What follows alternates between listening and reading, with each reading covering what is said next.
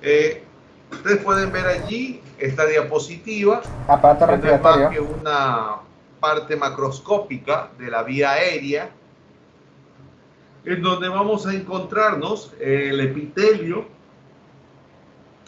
bronquial, en donde observamos que a lo largo del epitelio se van a situar esporádicamente cierto tipo de células, como las células de Goblet,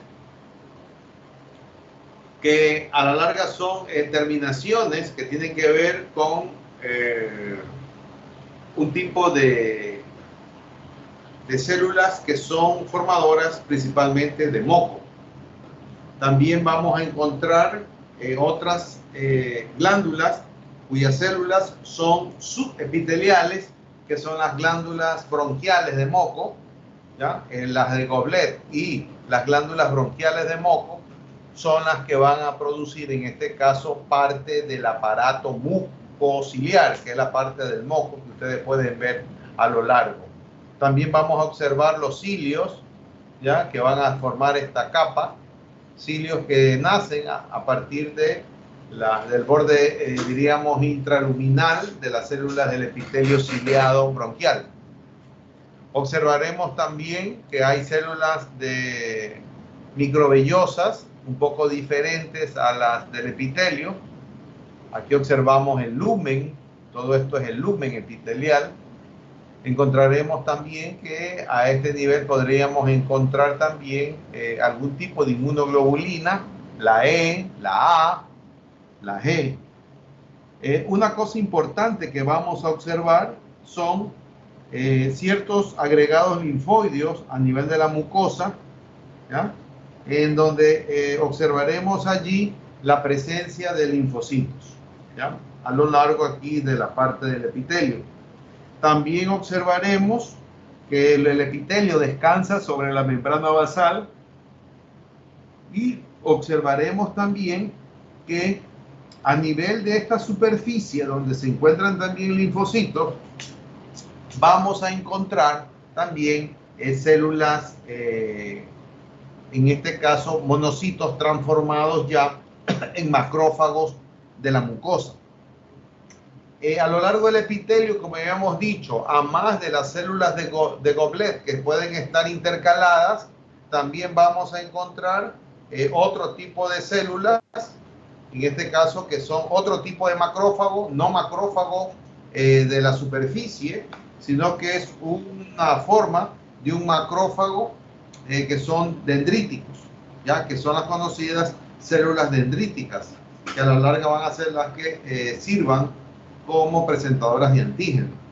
Y en la parte por debajo de la membrana basal, en la parte, diríamos, subepitelial, encontramos el plexo nervioso, plexo generalmente colinérgico. Vamos a encontrar también cierto tipo de células que actúan como mediadores de la vía aérea, las células plasmáticas y también las células, en este caso los mastocitos, que son las estructuras que podemos ver allí y que en un momento dado, ya sean los linfocitos, ya sean los macrófagos mucosos, ya sean los macrófagos de las células dendríticas, van a actuar principalmente ante cualquier afectación. Es importante también tener en mente esto de aquí, que son la clasificación de las vías respiratorias en dos zonas de mucha importancia. La una, que es la zona conductiva, que sirve nomás para pasar el aire, para que entre y salga el aire, tabulado principalmente en 23 zonas, ¿ya? Desde la zona 0, que es la tráquea, que es la más externa, y de ahí vamos a ver que se van distribuyendo en zonas bronquiales, en las bronquios primarios, bronquios secundarios, bronquios terciarios, que en su defecto toda la zona de conducción va a ocupar desde la zona 0 hasta la zona 16. En estas zonas vemos entonces los bronquios, también vemos aquí los bronquiolos, ¿ya? Y vamos a ver que estas van a terminar principalmente ya sobre las estructuras mucho más pequeñas. Y posteriormente, desde la zona 17 hasta la última zona, que es la zona 23 de los sacos alveolares, vamos a ver que esta zona se va a llamar zona de tránsito o zona respiratoria, propiamente dicha, porque aquí ya van a haber movimientos de zonas en donde entran o puedan salir el aire. Estas zonas corresponden a los bronquiolos respiratorios, a las zonas ya de alveolares, a las zonas de dilatación alveolar, y por último la zona 23, que es al saco alveolar propiamente dicho.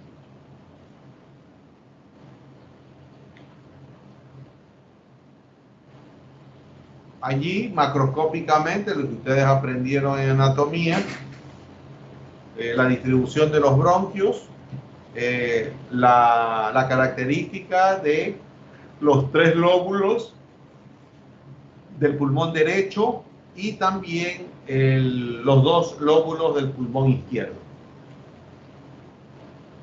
Los mecanismos de defensa pulmonar, como podemos ver allí, son múltiples a nivel de las vías aéreas.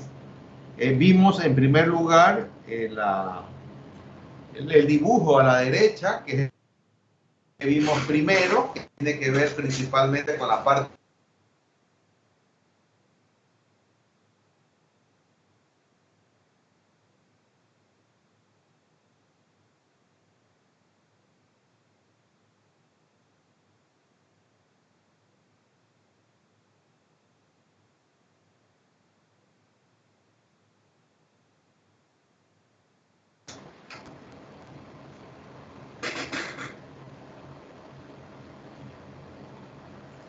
ahí. Volvimos otra vez. Sí, doctor. Sí, doctor. Y a la parte izquierda observamos también los mecanismos de defensa pulmonar ya a nivel alveolar propiamente dicho, en la unión alveolo capilar. Observemos que hay síntesis de inmunoglobulina A, hay también la llegada a nivel alveolar de los vasos linfáticos, de los canales de los linfáticos, que van también a tener una injerencia. Encontramos nódulos linfáticos también a este nivel alveolar.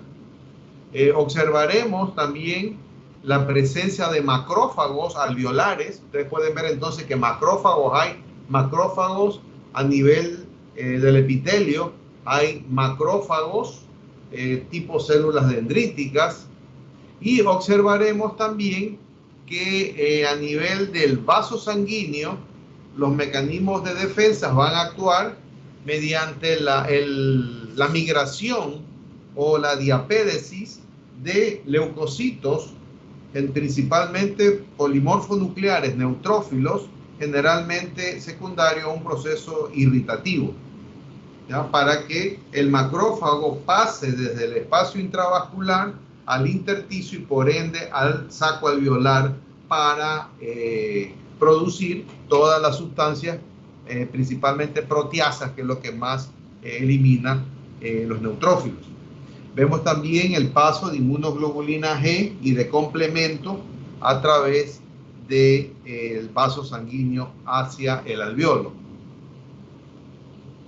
Aquí vemos una diapositiva mucho más interesante, en donde vemos los linfáticos que terminan a nivel de los sacos alveolares.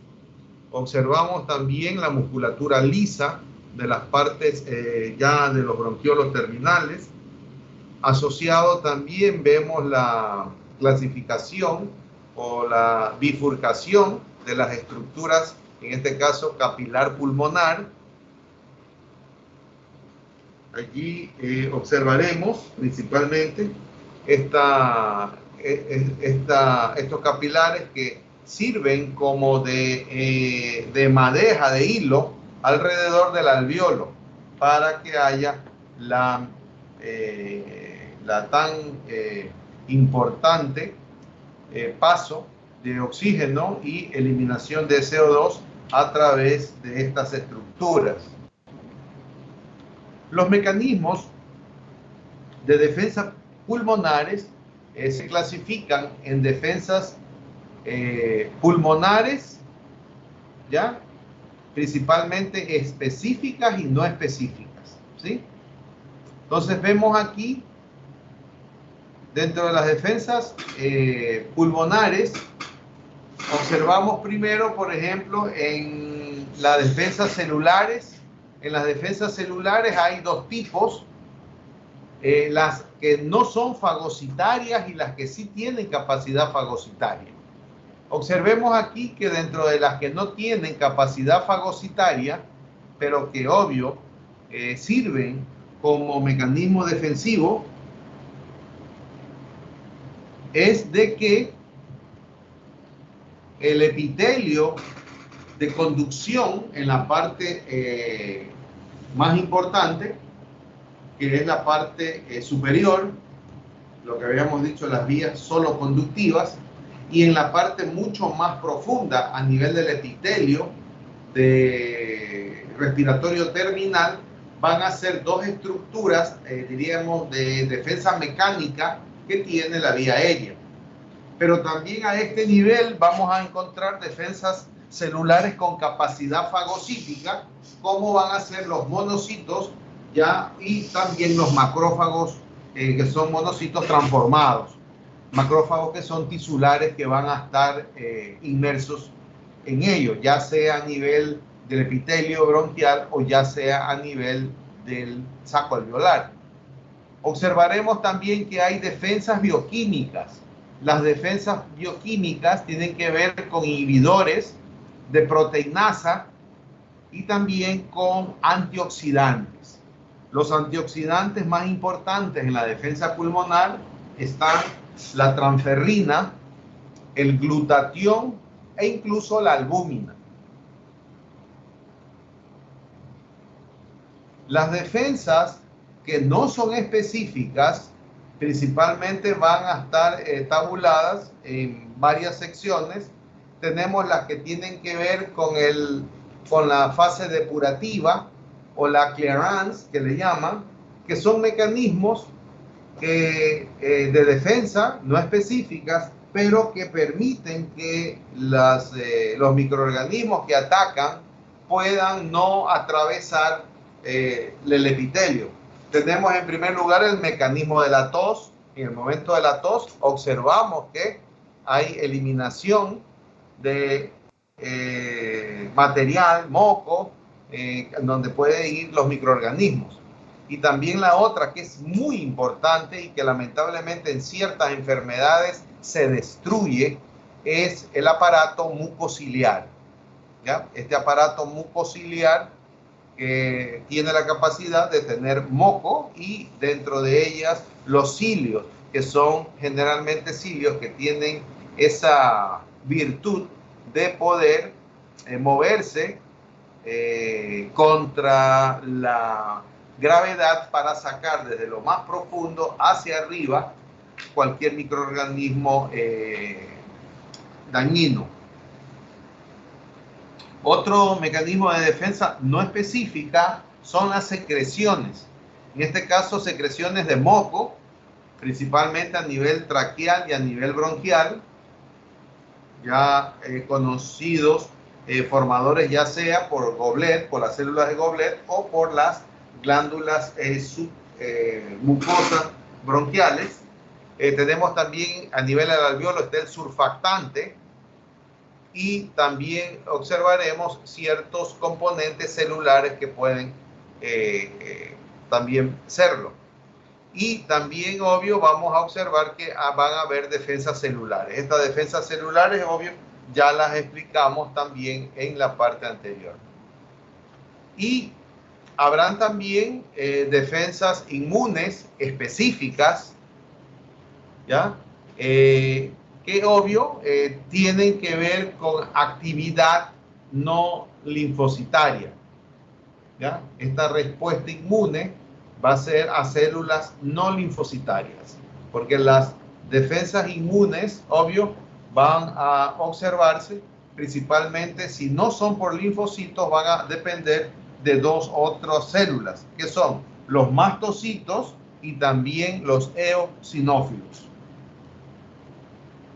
Tenemos también propiedades que tienen que ver con propiedades pulmonares. Estas propiedades pulmonares tienen dos tipos de propiedades, las estáticas y también propiedades pulmonares dinámicas. Las estáticas tienen que hablar en relación a la compliance, que es esa capacidad estática que tiene el pulmón para dilatarse, para entrar aire, ¿ya? Y también la otra, que es la contraria a ella, que es a lo que el pulmón se inspira, también vamos a observar que también tiene la capacidad para retraerse. Esa retracción generalmente está dada por ciertas propiedades que tiene el parénquima pulmonar, que se conoce como retroceso elástico. Se inspira cogiendo aire, pero también hay un retroceso elástico para la expiración. Y la segunda propiedad pulmonar, que es la dinámica, está dada principalmente por dos alteraciones. La dinámica es la dinámica de flujo de aire, el cual puede ser laminar, pero también en la mayor parte de ellos vamos a encontrar flujos de tipo turbulento. Y la otra propiedad dinámica es la resistencia que tiene el árbol bronquial, ¿ya? A nivel ya sea de las localizaciones en la parte superior de los vértices o también en la parte inferior en las bases. Observamos que estas propiedades que vamos a ver está relacionada principalmente con la parte de la fisiología de la respiración, en donde observamos que el mecanismo de ventilación pulmonar generalmente está dado por la difusión de oxígeno y también por la difusión de dióxido de carbono, ya sea entre los alvéolos a la sangre y de la sangre a los alvéolos. Este transporte de oxígeno y de dióxido de carbono en la sangre y en los líquidos corporales generalmente, obvio, va a ser hacia las células. Y la última, en la parte fisiológica, es la regulación de la ventilación, ¿ya? Dada ya sea por la tensión superficial máxima que hay a nivel alveolar, por la capacidad de distensión del pulmón por la compliance y también por la resistencia de las vías aéreas. Una particularidad es de que observamos que en la parte de ventilación pulmonar, la parte de la resistencia pulmonar generalmente vamos a observar que la mayor aireación pulmonar es donde va a haber menos resistencia. Y esto va a ser en los vértices. Son los vértices que van a estar más aireados que las bases. Ese es uno de los mecanismos que hemos visto principalmente cuando vemos la patología de tuberculosis pulmonar. La tuberculosis pulmonar se observa que las lesiones generalmente tienden a presentarse en los lóbulos superiores. O sea que el Mycobacterium tuberculoso generalmente va a necesitar una mayor oxigenación, tener mayor oxígeno disponible para su hábitat a nivel pulmonar. Observamos aquí la ventilación pulmonar. Aquí observamos el diafragma. La ventilación pulmonar principalmente va a estar dado por los músculos inspiratorios. Dentro de estos músculos inspiratorios, los que van a tener papel importante van a ser los intercostales externos, los esternocleidomastoideos, que son los que van a poder elevar la parte superior del tórax, los serratos anteriores y también los escalenos a nivel posterior. Y los músculos expiratorios van a estar dados por los intercostales internos y también por los rectos del abdomen, que son los que van a producir, en este caso, que pueda cerrar, en este caso, el tórax. Es importante tener en mente que cuando vemos las estructuras a nivel distal, a nivel de la unión alveolo-capilar, vamos a ver que se va a presentar esta estructura que estamos viendo aquí, el alveolo, en donde observaremos varios tipos de células, las células alveolares tipo 1 y las alveolares tipo 2. Las alveolares tipo 2 son las más importantes, son mucho más específicas, ¿ya? Vamos a ver que las alveolares tipo 1 generalmente están en las partes, diríamos, proximales del alveolo, pero las partes distales, las que van a estar en relación principalmente con el alveolo y el capilar, es donde vamos a encontrar las de mayor complejidad, que son las tipo 2. Aquí también dentro del espacio alveolar, lo que vamos a ver, van a haber macrófagos siempre alveolares, y esta capa de células, en este caso de células alveolares, dentro de la estructura del alveolo, vamos a observar principalmente la capa de surfactante, que le va a dar ese aislamiento entre el intersticio alveolo capilar, ¿ya? Para ello. Y por el lado capilar observaremos la circulación, principalmente a nivel de las células de la sangre, leucocitos, pueden ser polimorfonucleares principalmente, que pueden pasar por diapédesis. Tenemos también los eritrocitos y a nivel de la pared del capilar, las células endoteliales.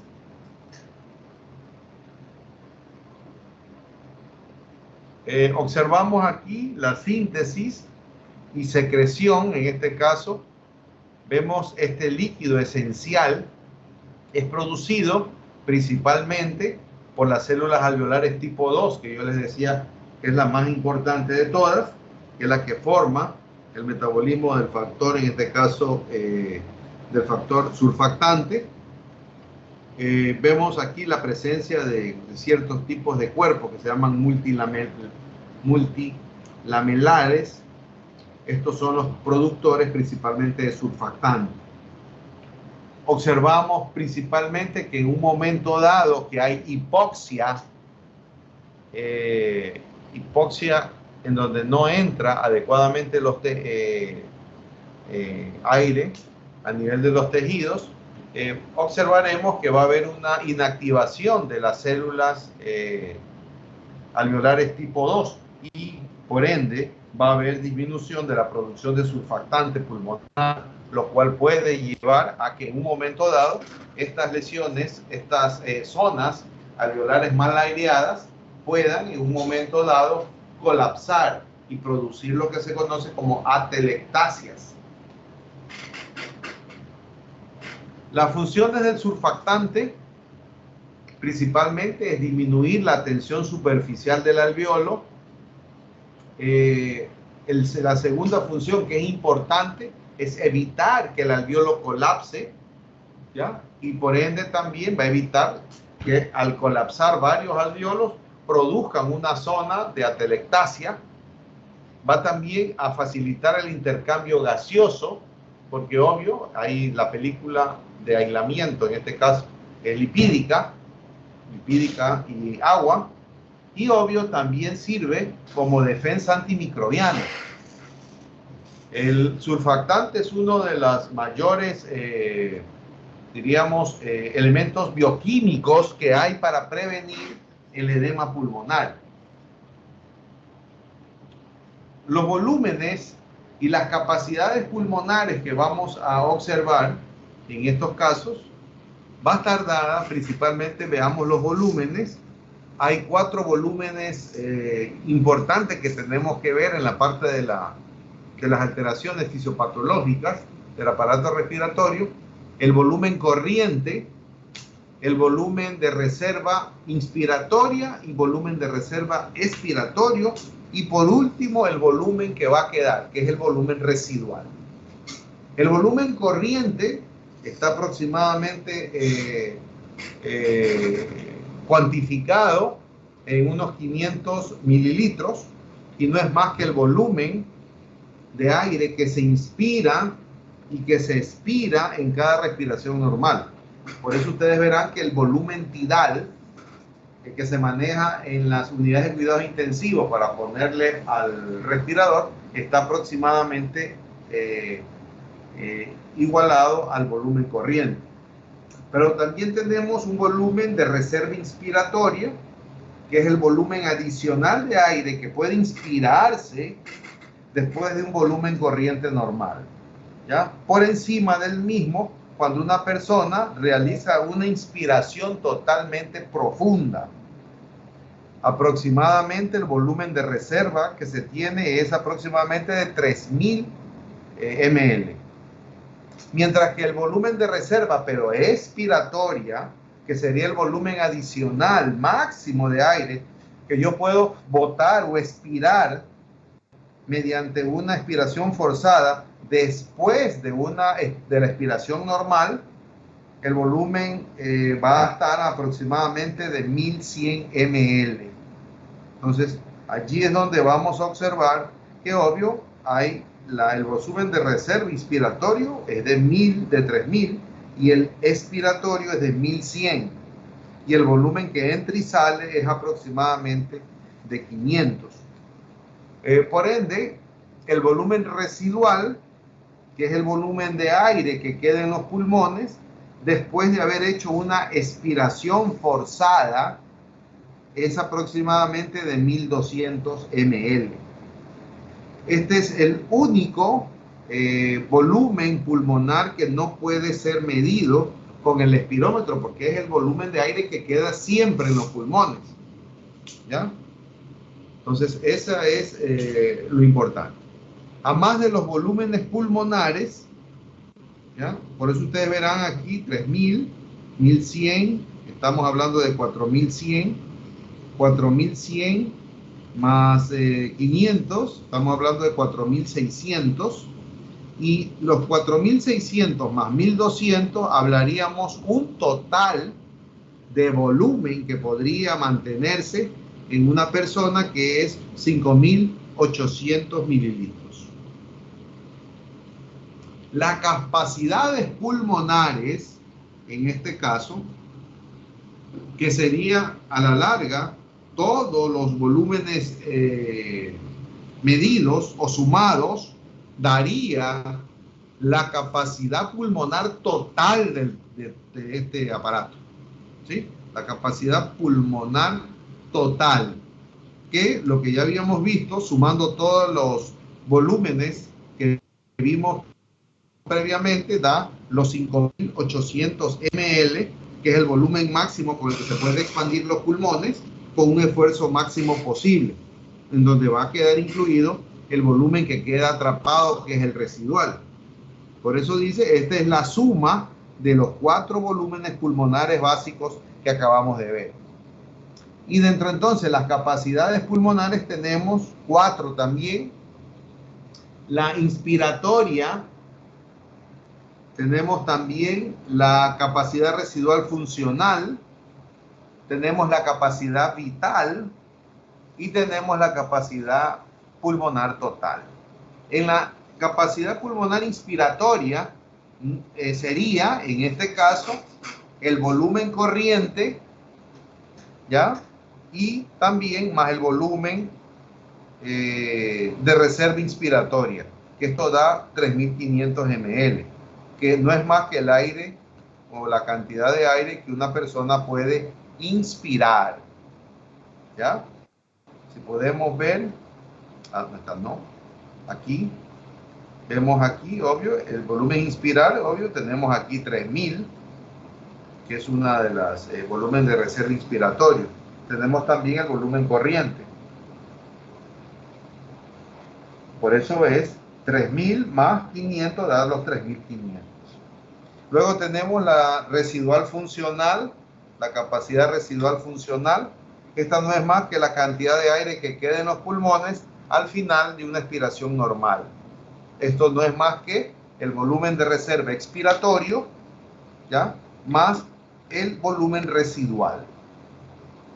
Esto es, el volumen de reserva expiratorio, ustedes se acuerdan, era de 1100 y el volumen residual es de 1200. Por eso el total da, en este caso, da 2300.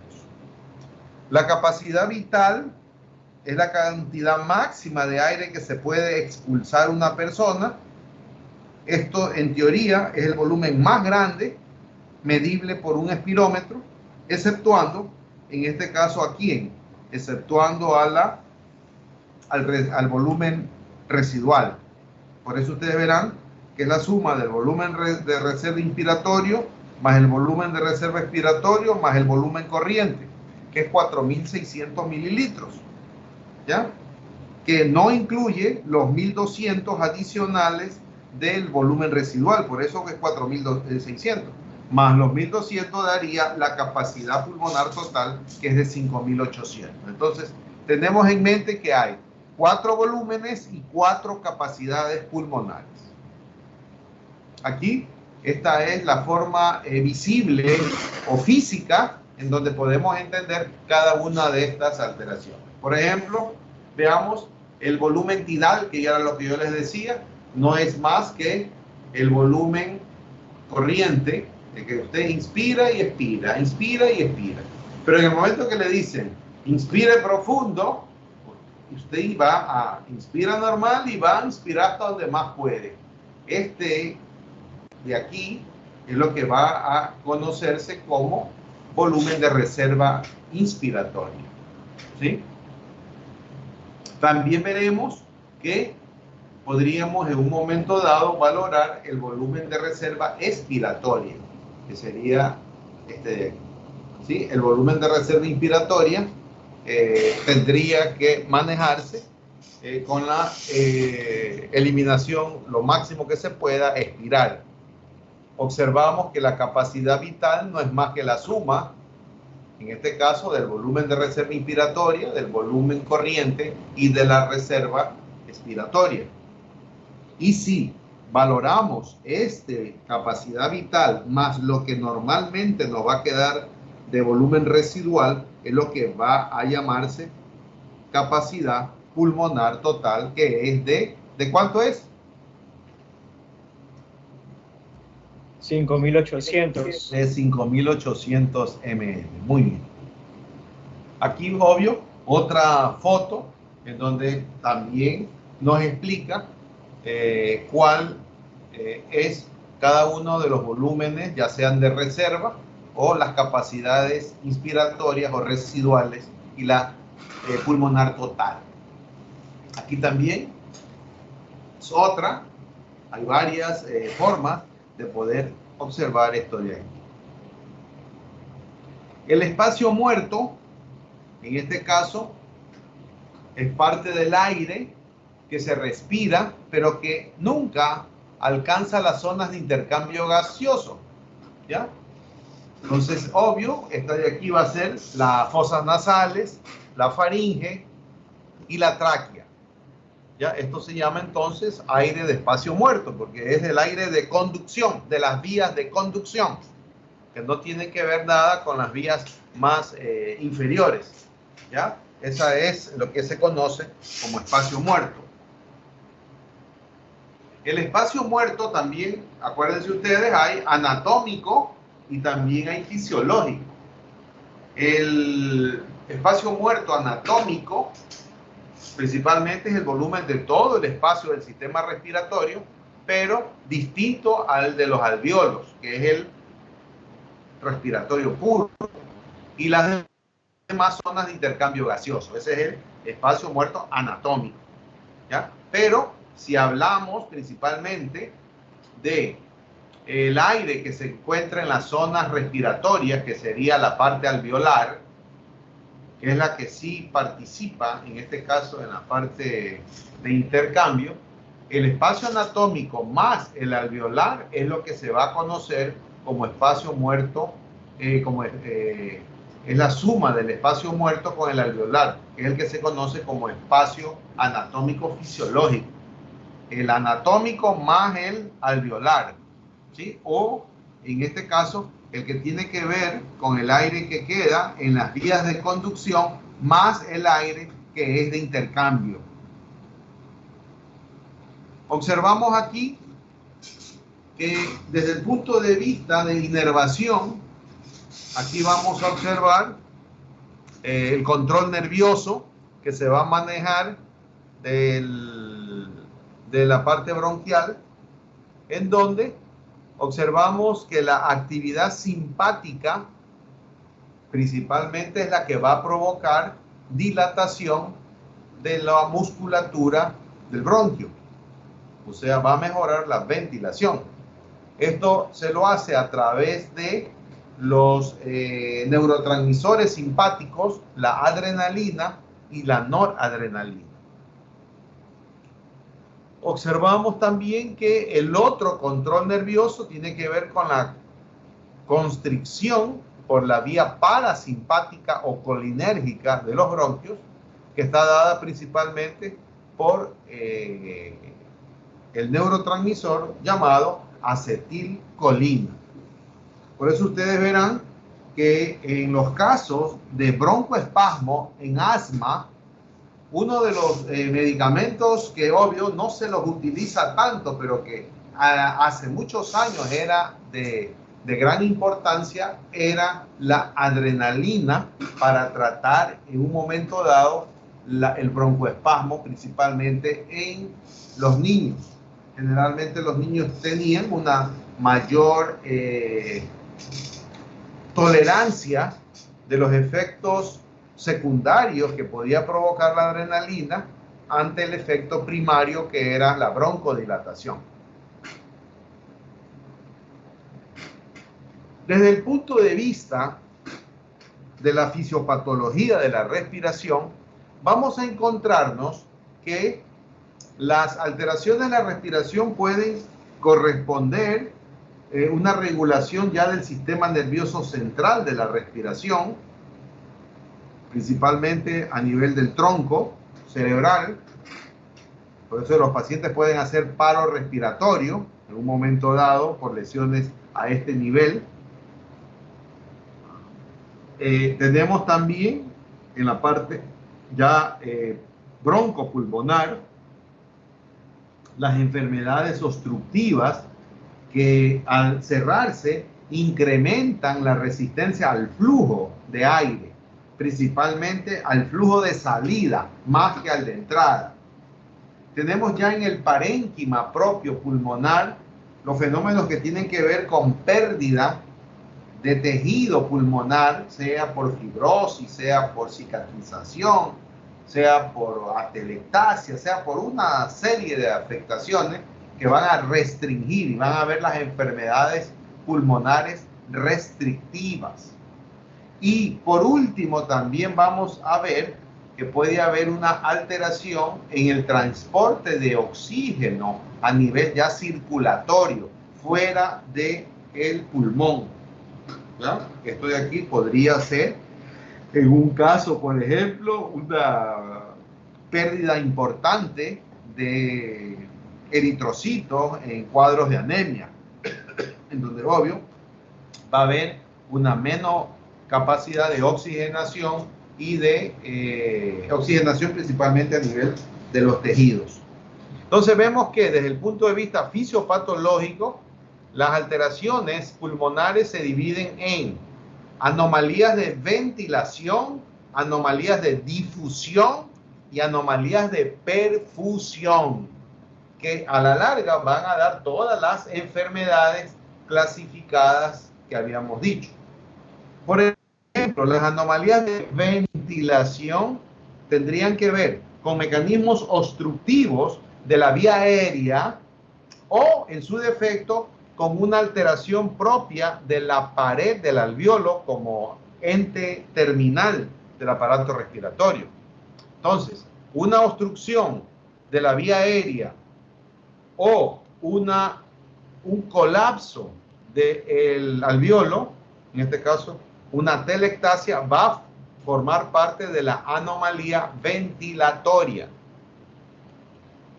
En segundo lugar, tenemos la anomalía de difusión. La anomalía de difusión tiene que ver principalmente con la actividad de la zona de intersticio entre el alveolo y el capilar pulmonar. Esa anomalía de difusión generalmente se presenta cuando hay presencia de alguna sustancia o un elemento diferente a lo que normalmente queda como espacio intersticial alveolo capilar. En este caso, la anomalía de difusión más importante que vamos a tener va a ser la presencia de líquido intersticial entre el alveolo y el capilar. En este caso podríamos decir que la anomalía de difusión más frecuente que podemos encontrar, ¿cuál sería?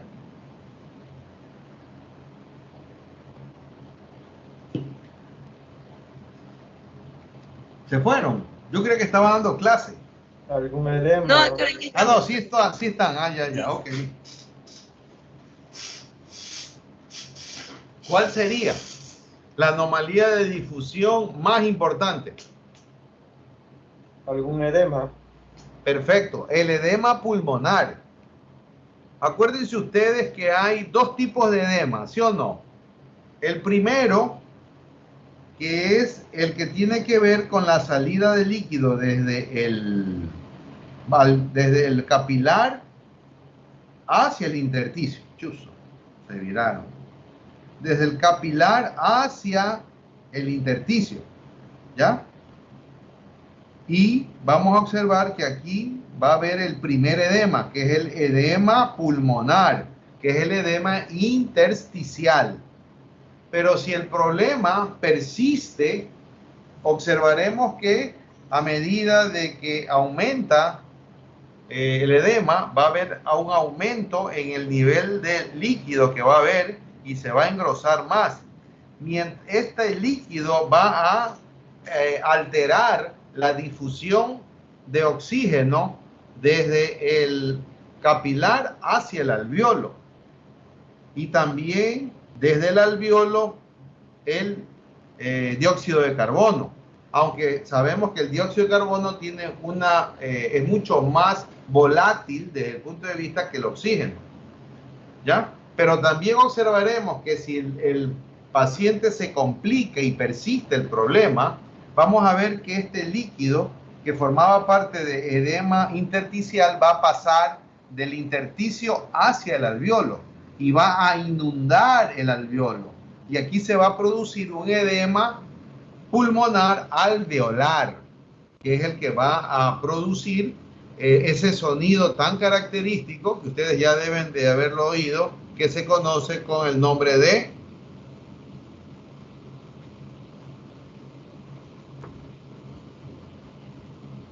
matización. ¿No han oído en la práctica de semiología? ¿Les dan práctica de semiología? Crepitante. Crepitante.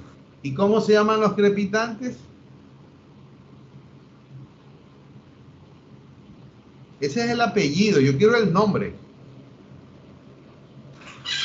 Húmedos y secos.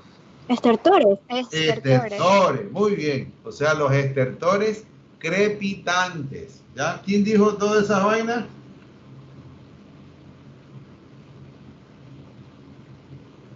¿Quién habló? ¿Quién dijo crepitantes? Nadie. Estoy oyendo voz, es que estoy esquizofrénico. ¿Cómo? Useche. No le oigo nada. ¿Me escucha? No, a ver, ¿cómo se llama? Useche. Ah, Eseche, Useche. Useche se llama mi compañero. Useche, doctor. Ya, ok, ahí a usted sí lo oigo bien. ¿Y quién dijo estertores? Somos 2 personas. No le creo. ¿Quién, Mendoza y creo que 11 también lo dijo. 11. No 6, sino 11. Yo tenía una compañera en la universidad, me acuerdo que se llamaba Juana 6. Y se conoció con un compañero Carlos 10. Obvio, el matrimonio terminó en 17, algo así, creo que en 16, algo así terminó. Bueno, sigamos. Entonces, obvio, vemos eso de allí, ¿ya?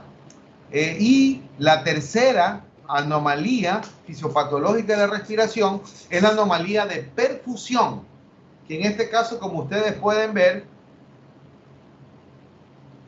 el alveolo como estructura va a estar normal, pero en un momento dado la parte circulatoria por algún trombo va a evitar que pase sangre desde acá, desde una arteria, llega al capilar y aquí esté trombosado. Y esta parte de aquí, obvio, se va a,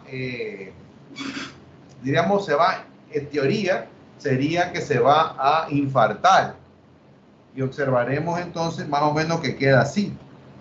Va a haber ventilación, pero no va a haber perfusión. En la ventilación, en teoría, no hay ventilación, pero sí hay perfusión. ¿Sí? En la de difusión hay ventilación, hay perfusión, pero no se puede producir ni adecuada ventilación ni adecuada perfusión por una patología de difusión, que es una patología intermedia.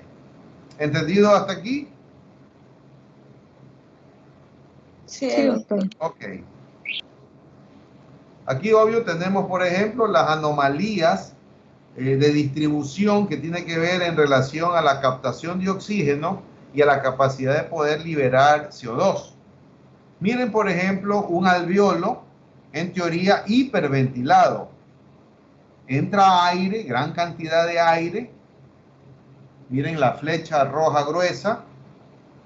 ¿Ya? Y obvio, vamos a encontrar también que va a llegar gran cantidad de sangre, diríamos, venosa, con CO2, y en el momento del intercambio observamos que ya el capilar arterial, ya obvio, sale sangre oxigenada. ¿Ya? Eso es importante. Si esto obvio no ocurre, en teoría pasaríamos a la parte de acá, en la parte que tiene que ver con hipoventilación. La hipoventilación, como ustedes pueden ver, puede estar dada principalmente si hay un fenómeno de obstrucción de la vía aérea en donde no ingresa, miren la flecha, muy poco oxígeno. Y este poco oxígeno, obvio, vamos a observar que la sangre venosa llega para ser aireada, pero no se va a producir una buena ventilación, porque no va a haber una buena intercambio de oxígeno. Y el otro, el capilar, diríamos, el postcapilar también va a mantener la sangre no oxigenada. ¿Ya? Esto es una de las cosas que obvio llevaría a que el paciente presente en un momento dado hipoventilación e hipoxemia. Y también podría manejarse que al no poder eliminar el CO2, el paciente también pueda producir una hipercapnia. Este es el resumen principalmente de las dos alteraciones principales, dejando aparte la parte de la alteración de difusión. Observamos aquí, vía aérea, vemos que si hay una obstrucción al flujo, que sería una alteración de la ventilación, vamos a observar que el alvéolo va a quedar desde el punto de vista perfundido, pero sin aireación, o sea, sin ventilación. ¿Ya? Imaginémonos que el oxígeno es celeste y aquí vamos a observar que por la obstrucción no va a llegar oxígeno al alvéolo, a pesar de que tenga una buena perfusión. ¿Ya? Aquí observamos el alvéolo normal con perfusión adecuada, entra y sale, entra sangre venosa y sale sangre arterial. Y la tercera, que es cuando hay una buena ventilación, entra aire hasta el alvéolo, pero por alguna alteración vascular ha habido un trombo, una tromboembolia pulmonar que ha impedido que se perfunda adecuadamente el alvéolo. Y vamos a encontrar que hay ventilación, pero sin perfusión. Esto es típico de tromboembolismo pulmonar. Esto es típico, puede ser de asma bronquial, puede ser de una obstrucción importante de la vía aérea principalmente. O en su defecto hasta alteraciones propias mismo del alvéolo, que en este caso lo que habíamos dicho era una atelectasia. En el caso, voy a hacer una pregunta, en el caso de que tengamos un cuadro de neumonía, ¿la neumonía en qué grupo de casos va a entrar?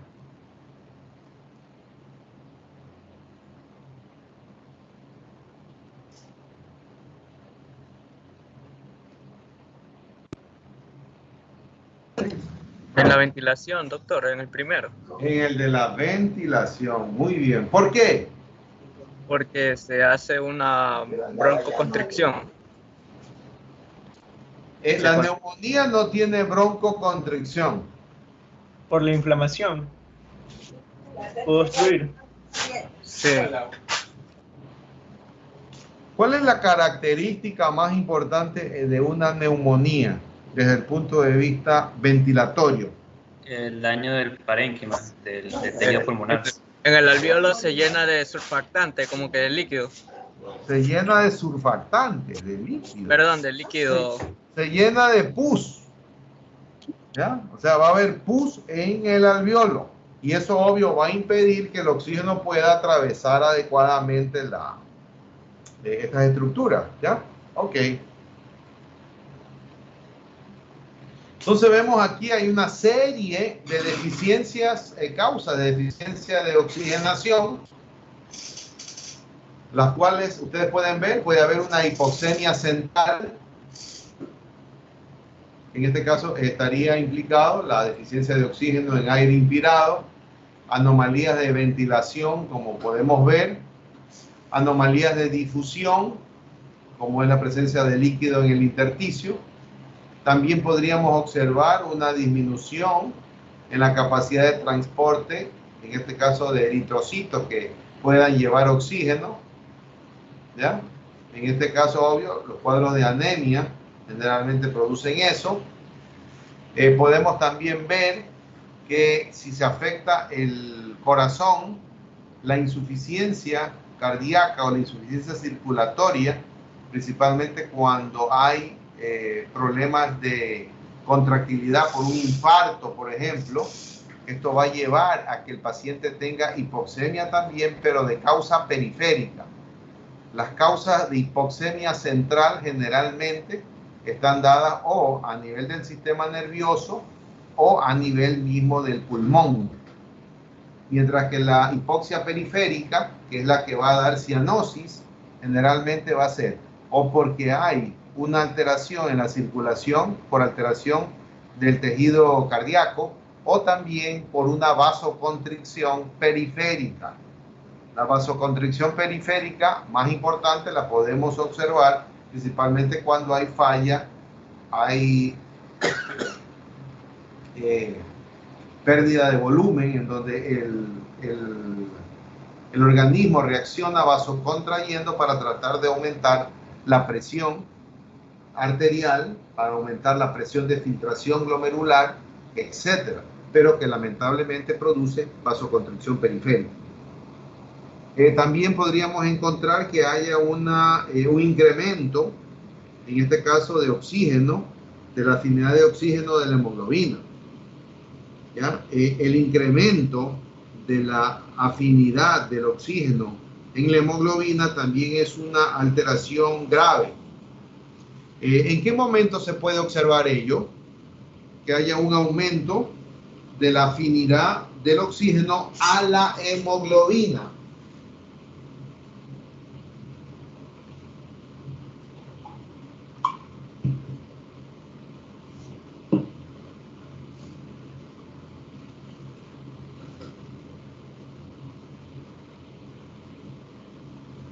¿No?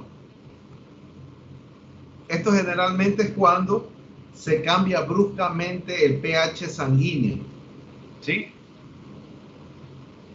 También vemos anomalías en la difusión a nivel de los tejidos. Cuando hay edema periférico, también vamos a ver que no va a haber una buena oxigenación. La espirometría, parámetros y los patrones respiratorios que tenemos que conocer son los obstructivos, los restrictivos y los mixtos. Aquí observamos patrones espirométricos pulmonares, ya sean en los obstructivos, vemos que hay una caída de del FB1 y también vamos a observar que puede haber también la capacidad vital, en este caso forzada, puede estar normal, lo cual lleva a la relación entre FEB1 y FBC que disminuye, ¿ya? Porque obvio va a disminuir, en este caso, el nominador sobre el denominador. En los pacientes con alteración restrictiva, vamos a observar que hay baja del FEB1, pero también suele haber baja de la capacidad vital forzada.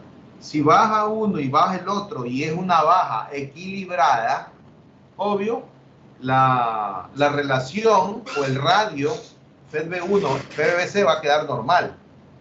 El problema es cuando tenemos alteraciones mixtas, o sea que son obstructivas y restrictivas. Aquí observaremos principalmente que el FEB1 baja, pero también baja el FEB-BC. Pero la relación baja también. Para que baje una relación, para que el radio baje y bajen los dos componentes, vamos a observar que debe de haber una baja mucho más importante a nivel de del nominador, en este caso del FEB1.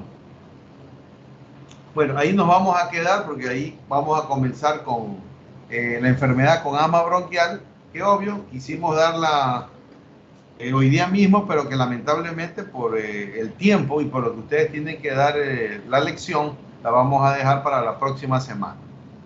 Ok. Vamos a terminar aquí. Bueno, entonces ustedes van a pasar en unos minutos. ¿A qué hora tienen? A las 18:50 tienen, creo, la... Ajá, Sí, así sí. es. ¿Sí? Entonces, los voy a dejar para que puedan entrar a la plataforma y den la evaluación. Ok. Eso es todo. Buenas tardes.